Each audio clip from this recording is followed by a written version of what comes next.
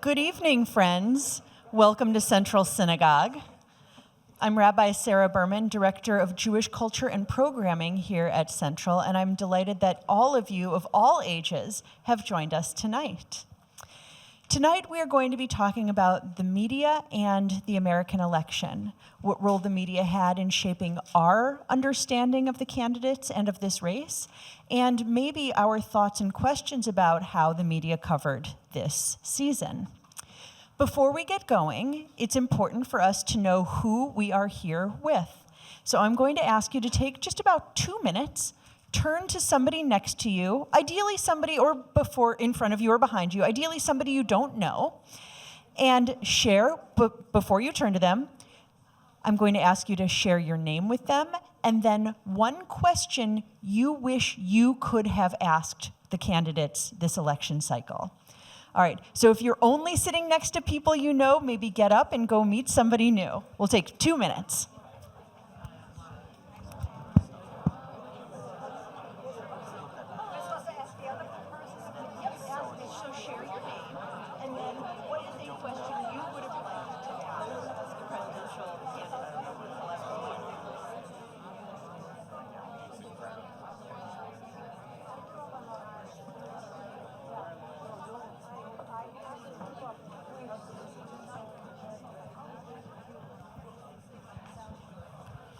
Thank you all so much for that really interesting conversation. I heard some great questions as I walked by folks. So it's now my pleasure to introduce Jane Eisner. Wave to folks, Jane, at the end of our panel. Jane is a journalist, an educator, a nonprofit leader, consultant, and public speaker. She was the first woman to hold the position of editor-in-chief at The Forward, America's foremost national Jewish news organization. She expanded The Forward's digital reach and led it to numerous awards, including for her own editorials, over the more than 10 years that she spent on their staff. So Jane has most recently served as Director of Academic Affairs at the Graduate School of Journalism at Columbia University, overseeing the Master of Arts program. Earlier in her career, she worked for the Philadelphia Inquirer, has served as Vice President of the National Constitution Center, and taught at Wesleyan University and the University of Pennsylvania. She contributes and has contributed to many publications, including the New York Times, Washington Post's Book World, The Atlantic, Time, NPR, and more. Jane is a graduate of Wesleyan University and Columbia Journalism School. She lives in New York with her husband, Dr. Mark Berger, and has 3 adult daughters, one of whom is a reporter herself and in the field. Alongside Jane, we have Dafna Linzer from U.S. News and World Report, and David Shribman of the Pittsburgh Post-Gazette, Montreal's The Globe and Mail, and McGill University. And Jane is going to take it from here. Welcome. Hello. Thank you, Sarah. When we planned this program months ago, frankly, we could not have foreseen the particulars of this political conversation. So I am very, very glad that we have these 2 seasoned journalists to guide us and offer their insights. We can't possibly comment on all media. The media landscape is too vast and too varied for that. But as you'll hear in the next hour and a half, we hope to cover a lot of ground. In a moment, I'll ask our guests to introduce themselves and share their thoughts. We will make time for your questions too, which you can write on the note cards that we will distribute. Please remember that a question is not a statement. It is a query with a question mark at the end. I'll do my best to ask as many as possible, and I may share my thoughts along the way as well. We are fortunate to have guests with both state and national experience. So Dafna, let's start with you. Please tell us a little bit more about yourself and your relationship to last month's election. Sure, thanks for having me. Thanks for coming out in the cold. I feel like we went from summer to 1 day of rain to freezing. So I'm glad so many people could come out. I'm Dafna. I'm the Executive Vice President and Editorial Director of U.S. News and World Report. I can tell you lots about the election. I'll tell you a little bit about myself as well. I was a foreign correspondent in Israel from 1994 to 1999. In fact, I thought today the first election I covered was the 1996 election in Israel, which is when Netanyahu first came to power. That was the first time I'd ever covered an election, a long time ago now. I stayed with the Associated Press for 10 years. I was a UN correspondent and an international projects reporter. I then went to the Washington Post and was in Iraq, covering the Iraq War, and covered national security and diplomacy at the Washington Post. And then I became an investigative reporter at ProPublica, which was founded in New York in 2008 as an investigative journalism newsroom. It's a really wonderful experience. I spent 5 years there. I feel like at the AP, I became a reporter. At the Post, I became a writer, and really I became a journalist at ProPublica doing investigative reporting. And then I went into broadcast. I spent 8 years at NBC News as the managing editor of NBC News and MSNBC, overseeing their political coverage from 2016, the 2016 election and the 2020 election. So helped two networks go through two pretty big, significant elections, which we can certainly talk about that too. And that coverage, that was a really extraordinary experience, having so many correspondents in the field in two very significant elections, which I think we can talk about the relationship between those ones and this one as well. And then I was executive editor at Politico. So that's sort of where I come from on the politics and elections front. I'll pass it to David. Thanks. Thank you, David. So I'm David Shribman. I'm the executive editor emeritus of the Pittsburgh Post-Gazette. I was the editor of the paper during the Tree of Life massacre, which occurred 3 blocks from my home.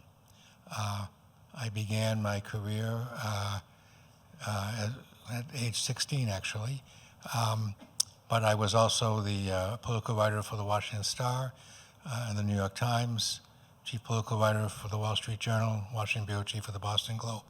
Then I became a traitor to my own class, becoming an editor in Pittsburgh. I teach a little bit. I write a nationally syndicated column, plus another column 2 or 3 times a week for the Globe and Mail, which I think is the best newspaper in North America. It's Canada's national paper. I'm a lifelong journalist and a fervent reader, and I would say to all of you high school students that I'd be very careful about how you behave, because you might be sitting in a place like this 52 years later, and your senior prom date would be in the audience, as mine is. So it's True story. True story. And I'm delighted to be here, and glad you are as well.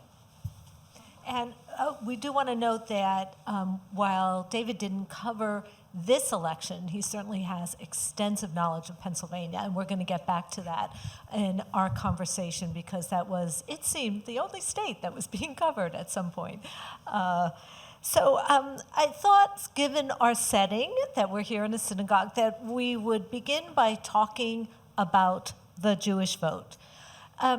So in my experience, there's a kind of parlor game that happens every 4 years when everyone seems to be trying to analyze this small but highly important, or at least to us, highly important electorate.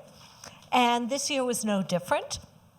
For decades, the question is not how Jews voted, because it has been overwhelmingly Democratic, with a few exceptions since FDR, but by what percentage?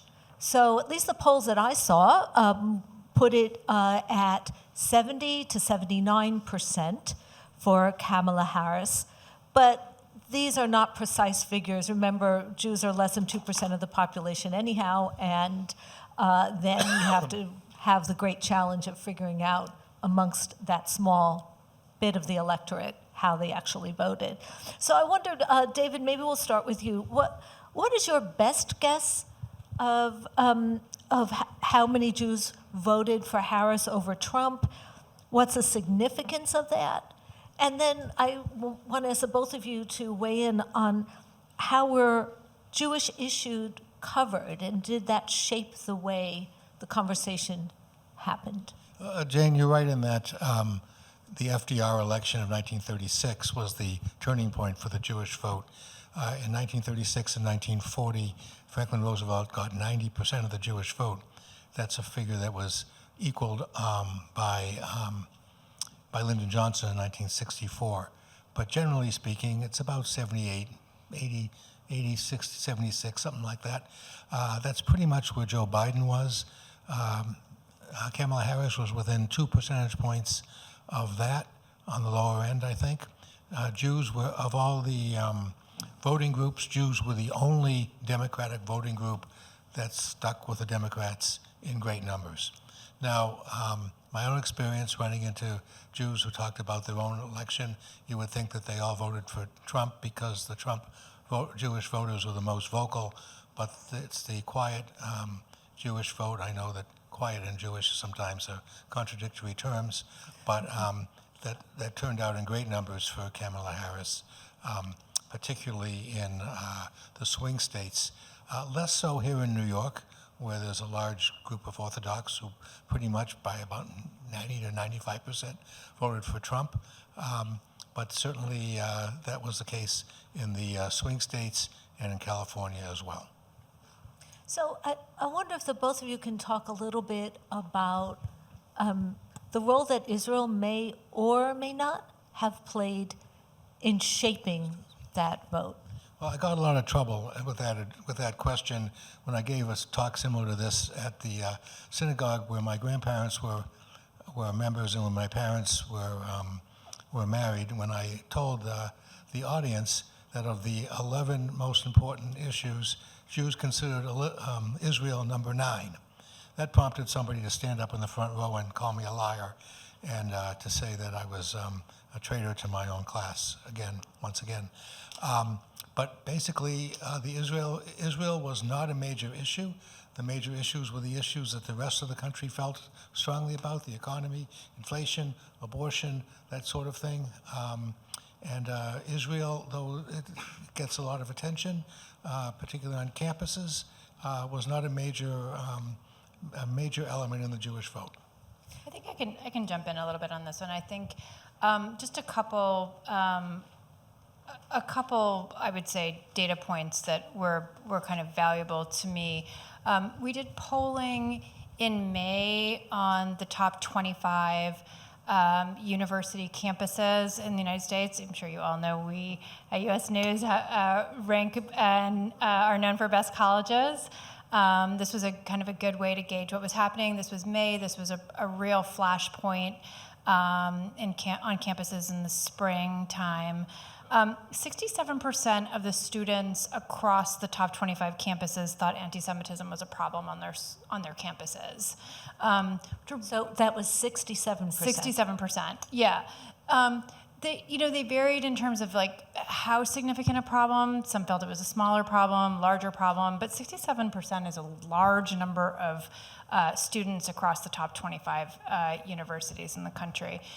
We then did 2 polls on the election of the youngest voters, newest voters, Gen Z voters and millennials who were first-time voters in the swing states.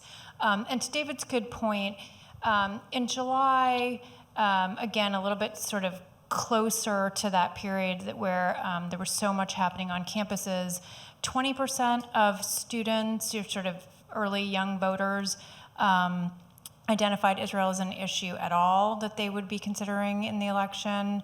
And when I say Israel, I really mean the war with Hamas. And by September, 15% identified it as something they would consider when voting. So I think even for those who are sort of more closely tied voters, younger voters, to what was happening on campuses, it really wasn't a significant issue the way the economy was, or abortion, or actually gun violence for Gen Z and millennial voters. Those were sort of the most prominent issues. And when it came to the economy, I think younger voters saw it as a question of affordability. Not is the economy doing well, but will I be able to afford to buy a house, to buy a car, to kind of live a kind of post-college life that I want to live. So I want to just drill down a little bit on this, because you could look at that, those small numbers, in terms of having Israel and the Gaza war shape their choices, and say, that could be an indictment of the media.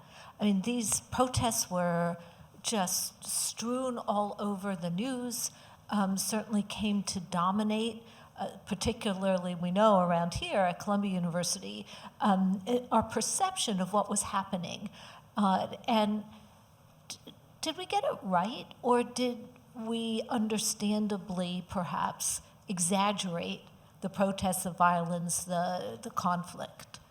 Yeah, that's a good question. I think I would go back to the anti-Semitism numbers, because I think certainly those protests and the experiences of students across the campuses were shaped by what was happening on the ground. And I think that 67% certainly made clear that there was definitely a problem. How the anger of the anti-Israel protesters was impacting actual voting, I don't think people got that wrong. I don't remember anybody saying anything too specific on that. And I think in terms of electoral politics and state politics, I think on a larger scale, the question for Democrats, as I think is no secret to anyone here, was really about Michigan. And that, I think, for Democrats was the bigger concern. And I think that came across pretty well. So it's interesting because you can say on the one hand that there is a sensitivity to the situation of Jews, and yet in keeping with past practice of all groups in America who generally don't vote on foreign issues, that concern didn't quite make it into the ballot box. Do you think that's correct? Well, I think so, but I would add this, that whispers on the campuses of the 8 Ivy League schools are shouts across America.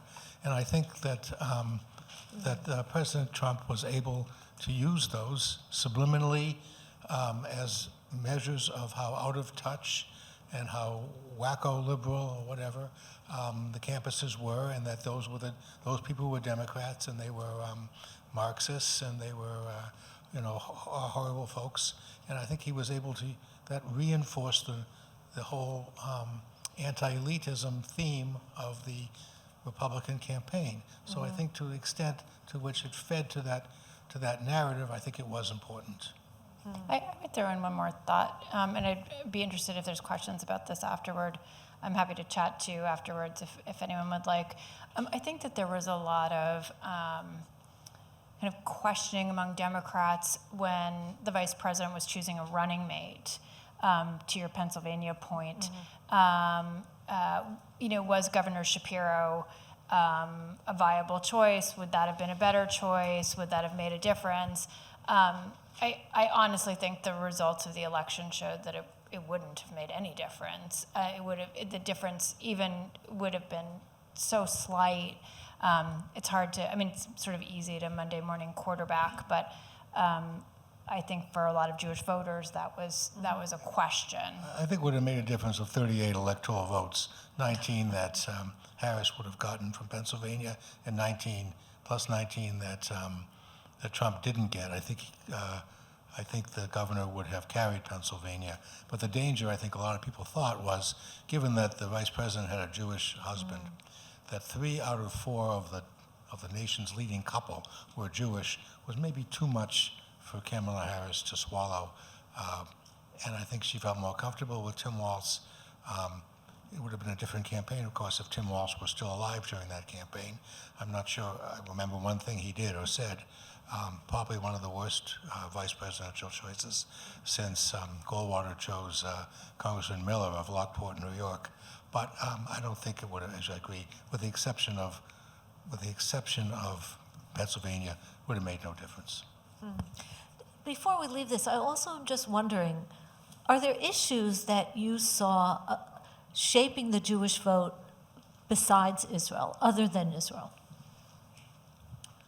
Maybe abortion. I should amend my last comment because Governor Agnew in 1968 was not a particularly good vice presidential choice either. This is the benefit of having someone with great historical memory. But I don't think so, not otherwise. Yeah. But are there other issues that we are overlooking when we think of the Jewish vote? It seems like we're always just going to Israel, and yet you're saying that Abortion. actually Abortion. didn't. Abortion was a big issue for Jewish voters. A lot of synagogues, including my own, have big banners across their entrance saying that abortion is a Jewish value. I think there are some Jews who would contest that, but I think that was an important issue, particularly on female Jews. Do you agree, Dafna? I don't think I know enough about that to weigh in. I do think... Well, that doesn't stop us. I do think there was possibly a real miscalculation by the Democrats on abortion. And I keep sort of arguing it with myself, round or flat, so if you have thoughts, pipe up. But one thing that really struck me was the Democratic messaging that abortion is on the ballot, I think in many ways helped Trump. Because it was on the ballot, and you could vote in states to protect your abortion rights and also vote for Trump.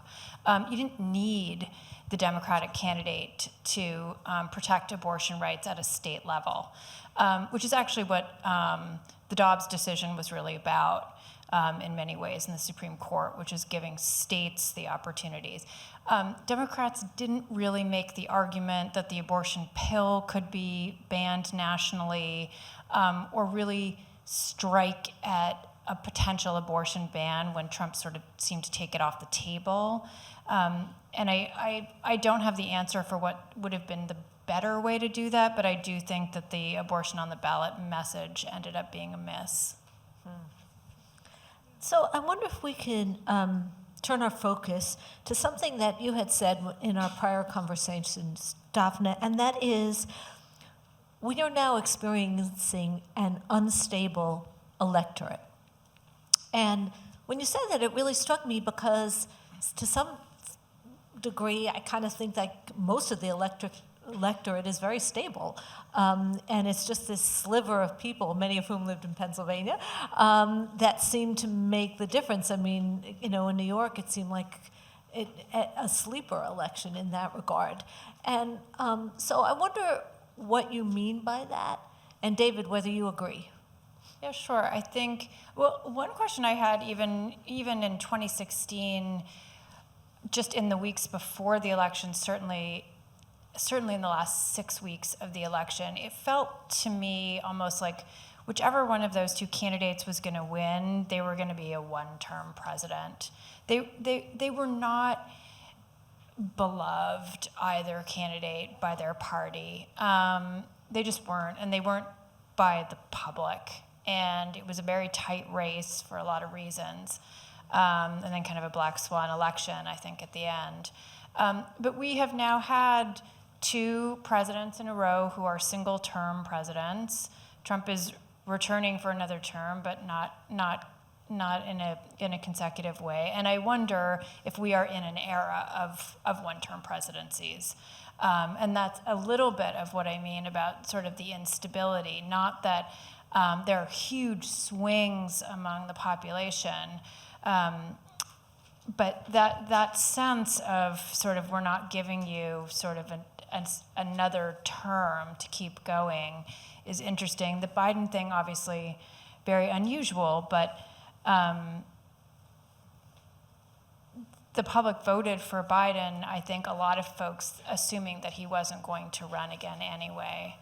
So I think that's something to sort of keep in mind as a question for me. And I also think, we're sort of here to talk a little bit about media and politics, and I think American journalists are huge advocates of, believers in, for a long period of time, a two-party system. We have a two-party system, but we also have a lot of factionalism now. And I sort of look at the kind of at the two parties, and I see kind of some factionalism there, and think about how do you kind of cover that? How does the public experience that? And when they are looking at candidates, are they seeing what I'm seeing, or am I looking at two candidates and voters are hearing two messages? Am I looking at two candidates and voters are seeing a different kind of package? Are they looking at their choices and thinking,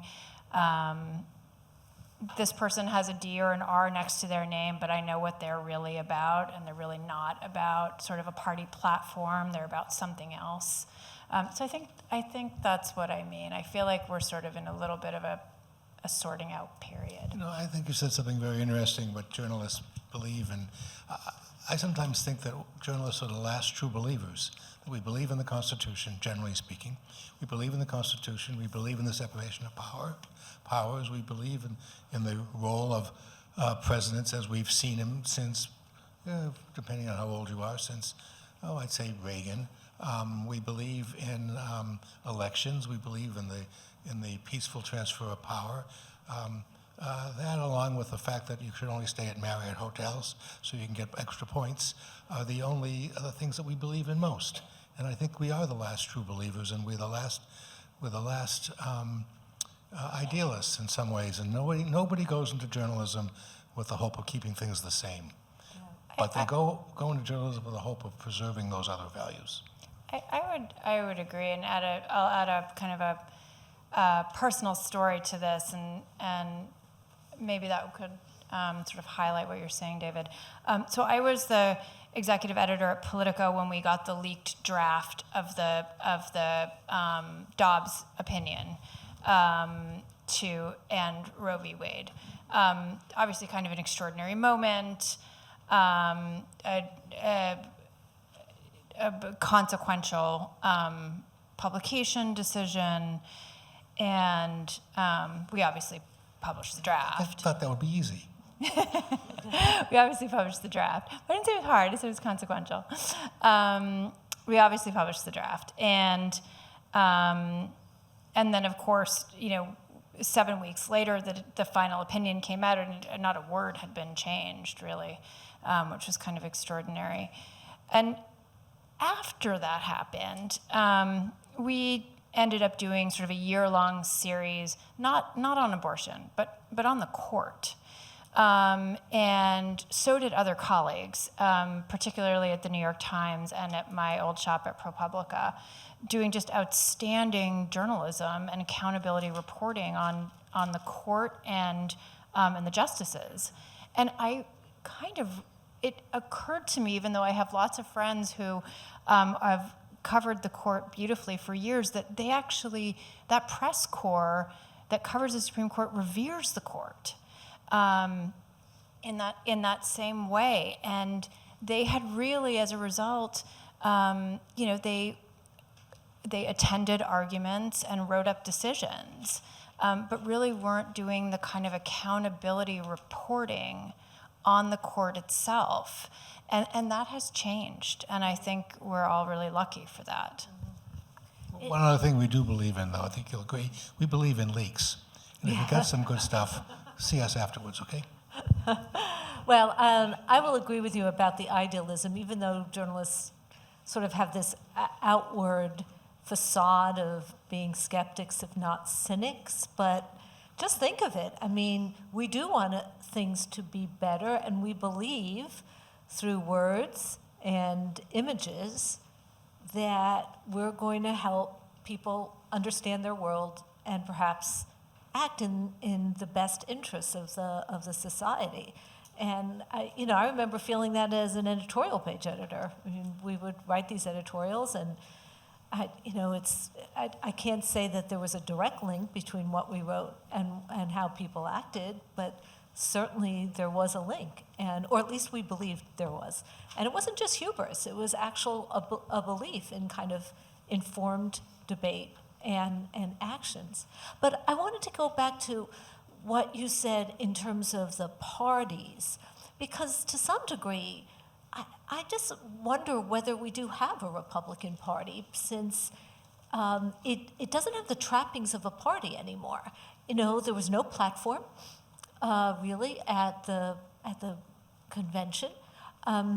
It has been, you could say, taken over. You could say led by the president, former and next. Well, the Republican Party of yore, which is to say 7 years ago, 8 years ago, 10 years ago, was the party of good manners and good dressing, of crisp shirts,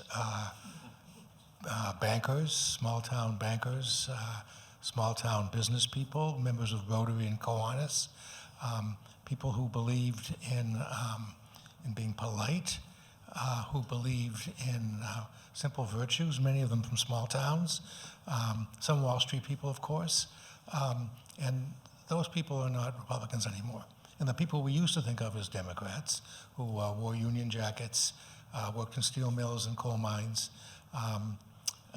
who worked by the hour, members of unions, of course, they're not Democrats anymore either. So we've had kind of a flipping of the two parties. Mm-hmm. So I think there is a Republican Party. It's just not the one we're accustomed to.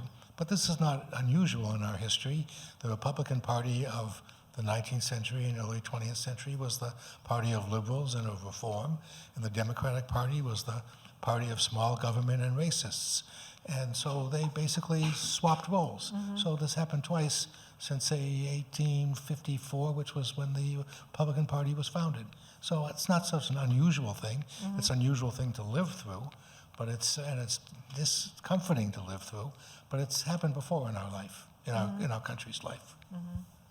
So does this sense of there still being two main parties, even if their personalities, characters, policies are different, does that shape media coverage? I mean, is it just easier to have a binary setup where there's for and against?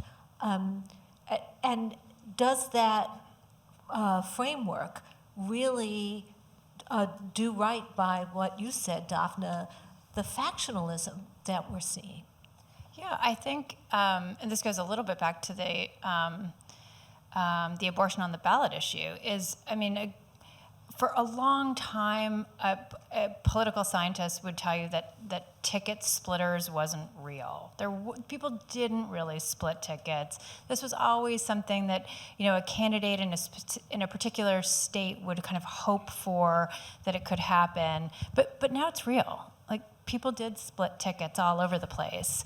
They are voting on certain issues and voting for candidates who have radically different policies from the ones they're voting to protect. And I think that answers a little bit of that question. I also, just looking at sort of the last 2 years of Republican leadership in the House, and everything that's gone on there with, Kevin McCarthy's departure, with different small, factions within the Republican majority wresting control from one another and sabotaging leadership opportunities within their own party, I think kind of answers that question too. There's been a lot of struggle, and the Democrats have seen it as well. I think, the significant challenge that Bernie Sanders mounted in 16 and 20, I don't think Democrats appreciate enough as a party what that did to the party overall. That was a very, very big dynamic split within that party that everybody just kind of glossed over once once the nominating process was over.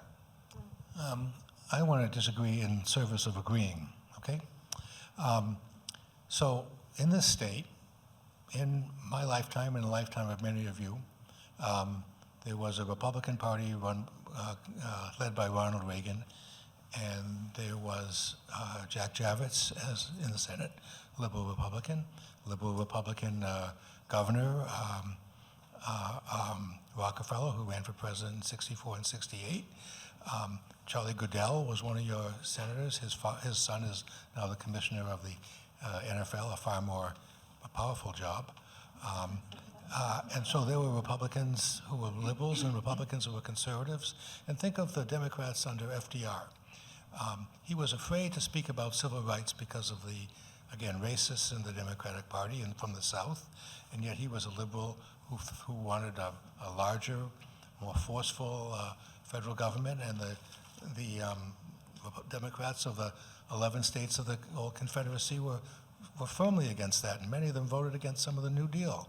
So factions are, because there's only two parties, Jane, the parties are so big that necessarily they do have factions.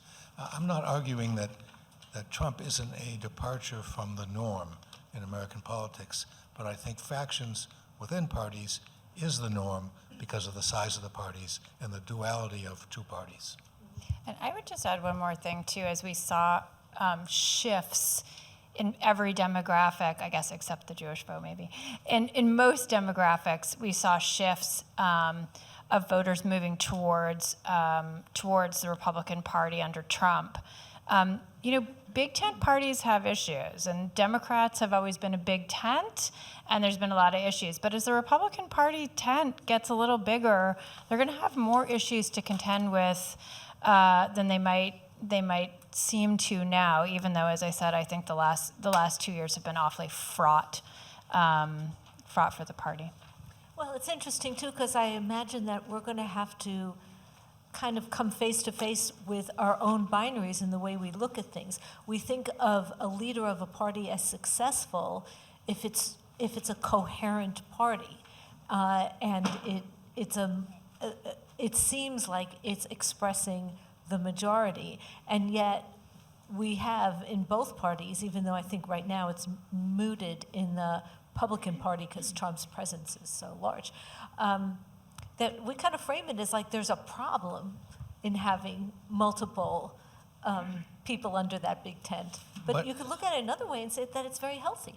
I agree with that. But when parties do have that sense of unity, they come after big victories like Nixon's in '72 and LBJ's in '64, they get into trouble because they overreach, they overestimate the extent and depth and breadth of their mandate, just as I think President Trump is doing now, and they get into trouble.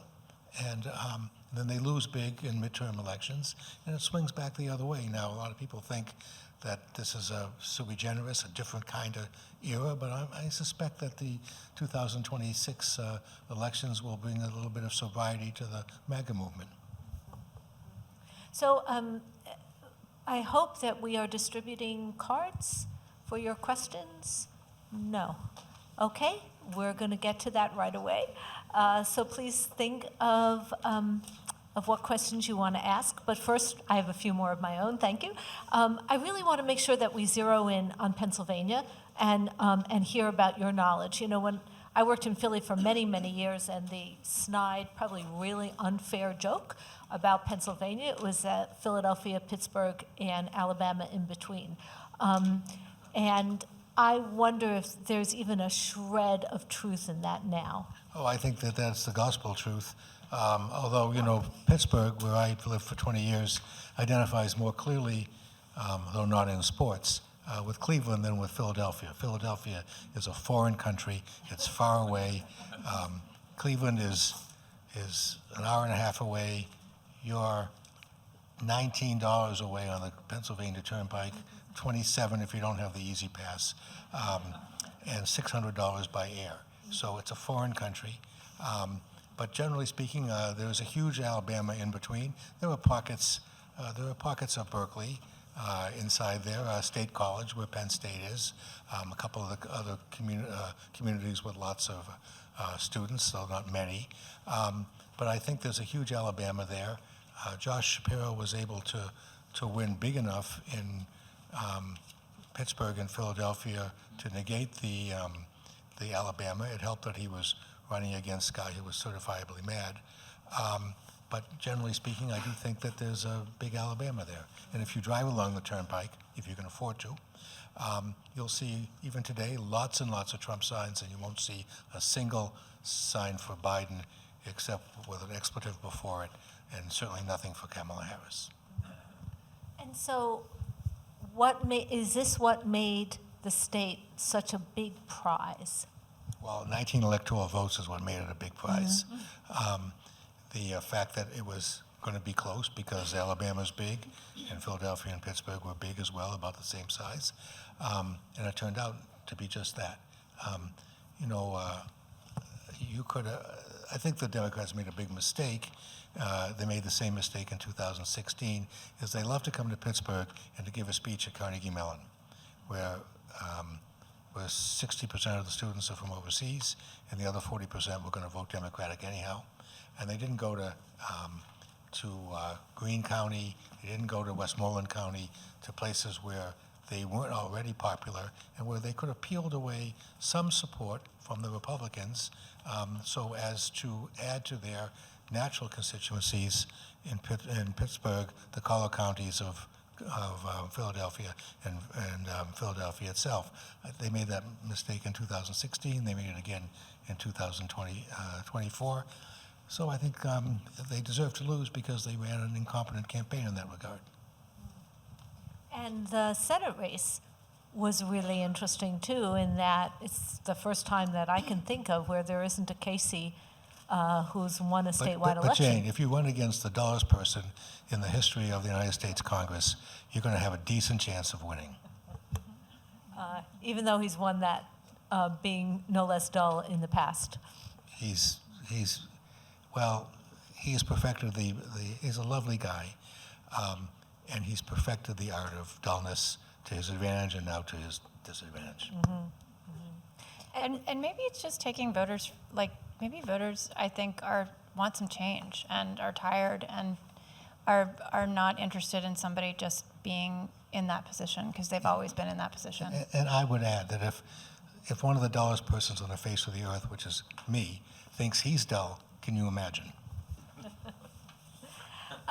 So I'd like to turn our attention to ourselves, and I hope this isn't too much inside baseball amongst three journalists, but the president-elect has said on numerous occasions that the media is the enemy of the people, and many other threats to sue, to shut down, to in some way reward the media that adores him and punish the media that is more critical. And I'm just wondering, first, on a very personal level. Are you not hearing us? No. Okay. Okay, I'm going to hold this much better. Better. I'll try to stop muttering. Okay, thank you for letting us know. So I'll begin again. The president-elect has on numerous occasions called the media the enemy of the people and has threatened to sue individual journalists, to shut down those media outlets that are critical of him and reward the media outlets that love him, and especially give many of them cabinet appointments. And I'm just wondering, first, on a very basic level, are you concerned about this? Do you take these threats seriously? Do you think our system could actually act upon these threats? So I would say we're on year 9 of this question. So yeah, I take those threats seriously. I think, and not to be navel-gazy, I think Trump's issue is with institutions, and the media is among those institutions. His cabinet appointments reflect his his views of what's going on in all of those institutions. That I think is where the issue is. Our friend Marty Barron, who was the Washington Post executive editor during Trump's first term, said quite famously, "We're not at war here; we're at work." At the Washington Post, and I think that was right, and I firmly believe that that's the case. I do think, and I had this feeling certainly in the first term, the journalists and Americans generally do not do enough, to David's good point, to advocate for the Constitution, and I do think that is part of our responsibility. I think we don't mind being the target of authority figures who don't like us. I was never so thrilled as when somebody tried to sue us and put me in jail. When I was editor of the Post-Gazette, my wife said she'd bring meals the first week. Then I was on my own. But I think we like defending what we do. We feel fervently about what we do. And I think our viewers, bring it on, we'll fight you and we'll win. I think the Supreme Court, much against what I think you all expect, I think the Supreme Court would come down 7-2 in favor of us. The two would be the two justices who faced searing press coverage in their confirmation hearings. But I think generally speaking, we're safe, but we welcome the fight. Because it will allow us to highlight what we do, why we do it, and why it's essential to the workings of our system. So bring it on. So do you think that we are agonizing in public too much? We love to do that. No, I don't think we are. I don't agree with that. I think it's serious. I'm not a bring it on person. I think that I think it's important to continue to hold our leaders accountable. I don't see it as if it's meant to be a chilling effect, it won't work. But I don't want to bring it on. So I'm going to, in between my questions, read some of yours. Here's a really interesting one. History seems to instruct us that sustained economic pessimism leads to a rise in authoritarianism.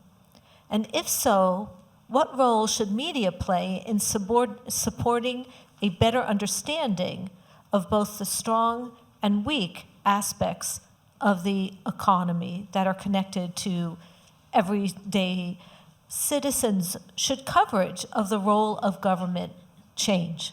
I think that's a great question, and the answer for me is, I guess the question is, what role should they play? I think the answer is they should play a huge role. I think for us at U.S. News, being focused on issues and how they affect voters is the most important mission for us when we think about how we're covering issues. We're a place where people come because they're about to make a big decision.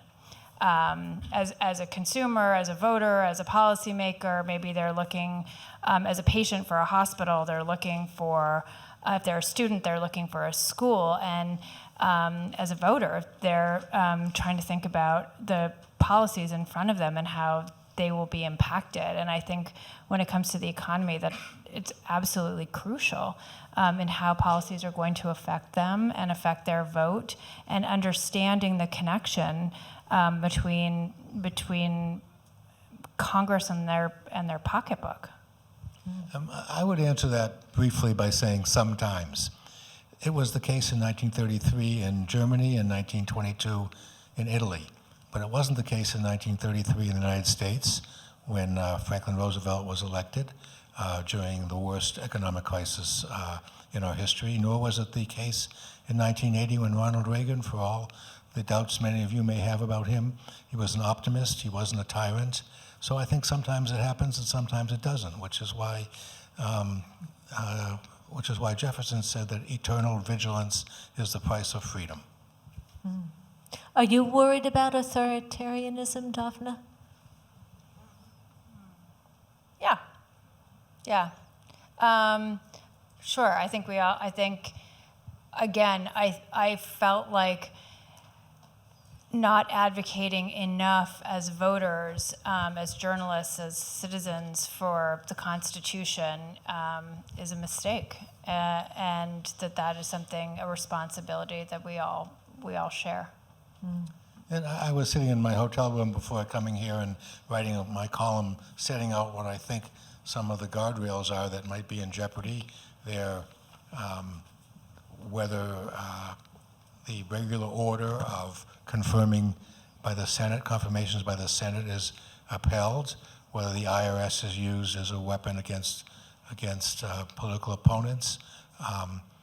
Several of these things, impounding funds, which President Nixon did, and which a 1974 law prohibits, and which the president-elect says he might want to do. A whole bunch of things like that we need to watch very, very carefully as journalists to make sure that we're not confronting a tyranny. So we also have another really interesting question. Our two speakers represent more traditional legacy media. How important do you feel the legacy media is versus internet-based media, podcasts, etc., for shaping the perceptions of the electorate? Well, I'm both a representative of the traditional media and old. A toxic combination. Somebody once came to me when I was editor of the paper in Pittsburgh and said, you're from the old school. And I said, no, you have that wrong. I'm the dean of the old school. So old-fashioned and so long in the tooth that way that let me tell you a little quick story. In 1987, the Gary Hart campaign fell apart during a contretemps over whether he spent the evening with a woman who was unfortunately not married to him. I had a call from Al Hunt, who was my bureau chief and a friend of yours, who said, David, because I was the reporter who pretty much knew Hart the best, you know all the Hart people, who's Donna Rice? And I said, damned if I know. And he said, well, she just spent the night with Senator Hart. And I said, Al, that's not our kind of story. I mean, we're the Wall Street Journal, we're above that. Well, that was a nice thing to be above that for about 24 hours, but we didn't commit that error again after that. I followed the campaign for 3 or 4 days. I got on the plane, we followed Hart, and we ended up in Hanover, New Hampshire, which is the home of Dartmouth College. And there at the Hanover Inn, Hart, on a Thursday afternoon, gave a press conference in which he was confronted with all these questions, many of them very, very uncomfortable, some inappropriate, but uncomfortable nonetheless, and it was very clear that his campaign was over. It was the only time I ever had a huge advantage over my competitors, E.J. Dionne of the Times and Paul Taylor of the Washington Post, because I was the only person in the 35 people in the press corps who knew where the only payphone in the Hanover Inn was. That's how long ago my experience goes. So I'm totally out of touch. I would say, first off, there's a difference between journalism and the media. They're not the same thing. There's a lot of media out there, and everybody gets to publish today. You can publish anywhere you want, on any social platform, anywhere. There isn't the same kind of gatekeepers that there used to be when I was starting in journalism, and I think that's, by and large, can be a very good thing. I do think that I'm a sucker for institutions. U.S. News and World Report has just had its 90th anniversary. That means something to me. Although I did go to a wonderful startup in 2008, ProPublica, which is kind of becoming its own institution, as Politico is as well. I think there's lots of room out there right now for lots of views to be heard that might have been shut out in some other moment. That there's also a lot of room for scary stuff and untrue stories that can spread very quickly in ways that are new to all of us. But I do think that generally it's a good thing that there is a way for more voices to be heard. I mean, you cannot imagine how closed was the world of politics and its uncomfortable consort, political journalism, was even 25 years ago, where a bunch of people who were the bureau chiefs of big newspapers, and I was one of those, who basically decided who was worthy of coverage and who was not, what ideas were worth sharing and which were outre. And I remember once Paul Tsongas, who ran for president in, I guess, 1992, came into the office, and the bureau chief said, well, to me, you talk to him. I'm not wasting my time with Paul Tsongas, who won the New Hampshire primary several months later. So there was a sense of entitlement and closed power in the press as recently as 25 years ago. Do you agree? Yeah, and I also think the readership was so small in so many ways. The readership online is massive, and you can reach so many more people with great journalism, which I think is also a huge bonus. And tens of millions of people come to our site. When we were a print publication, those numbers were much smaller. Mm-hmm.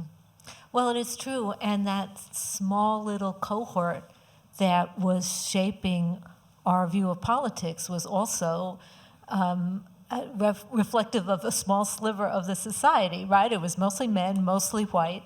It was so closed that on New Year's Day, in, I'm going to guess, say 1992, in the same row of the Safeway in Washington were the chief political writers of the Wall Street Journal, the Washington Post, and the New York Times, all buying tuna fish or something, all married to women who kept their own last names, and all were graduates of Ivy League colleges, all in the same row of the Safeway at the same day.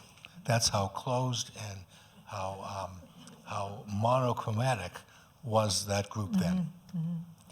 So just to pick up on that is another question, which is, does the low information voter really exist, since social media and the internet does afford people to gain information in so many ways? Well, I would say the possessor of low true information surely exists. What do you think? Yeah, of course. Low information voter exists. On election day, I don't know if you know this, but one of the two kind of most searched phrases, one of them on election day was, "Did Joe Biden drop out?" It was on election day. The other one was, "Is Trump a Republican or a Democrat?" I think it kind of answers itself. But then again, Trump said he discovered the fact that Lincoln was a Republican deep into his first term. So who knows?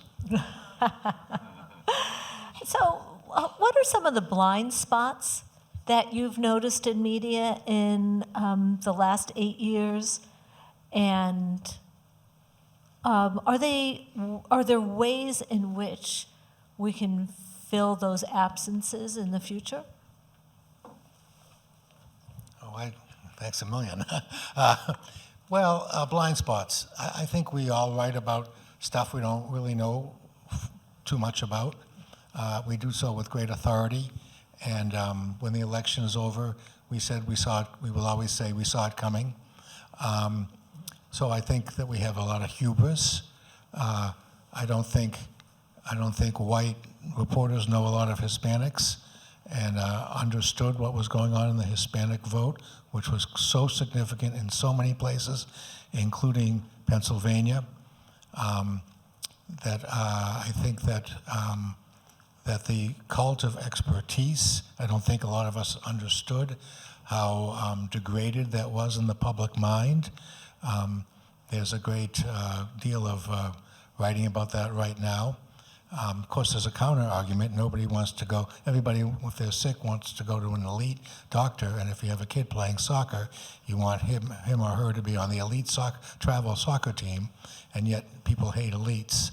I don't think any of us understood the appeal of Bobby Kennedy Jr. Most of us, particularly those of us born in Massachusetts, as I was, had basically skepticism, if not contempt, for him, because the Kennedy family told us how horrible he was, and they repeatedly said that. So I think there are a lot of blind spots. They lead to the conclusion that we're human. We journalists are human just like you. We just type a little bit more. Are there areas, do you think, that we really need to cover more, or are there some that we should cover less?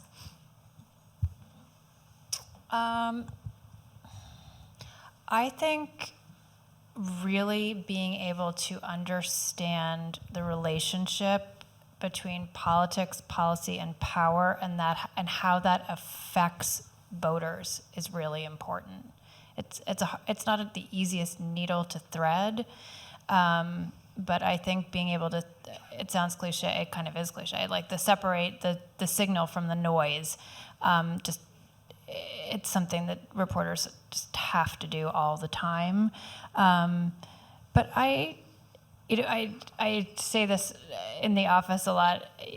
That U.S. News created the phrase "news you can use," and I think that is more true than ever. That people really need to understand how policies are impacting them, how decisions that their members, their congressional delegation, their members of Congress, what they are doing every single day and how it affects voters.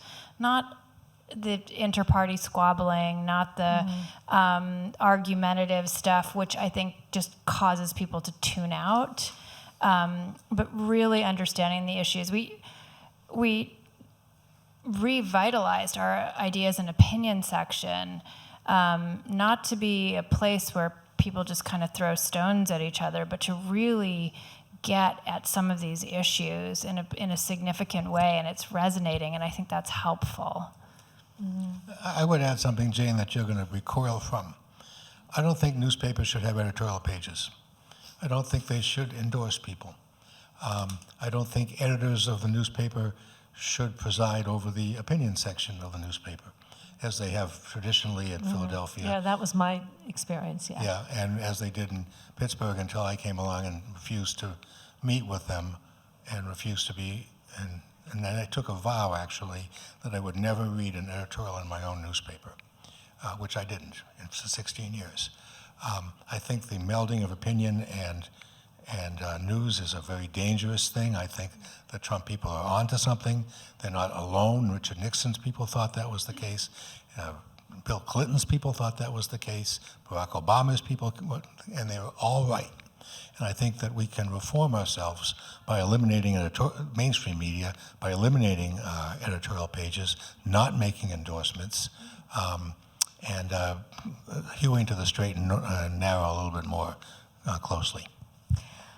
Well, I'm probably going to disagree with you, but I'm the moderator here. I do want to ask, though, do you think that perception of the melding of news and opinion is more happens more on television, especially cable television?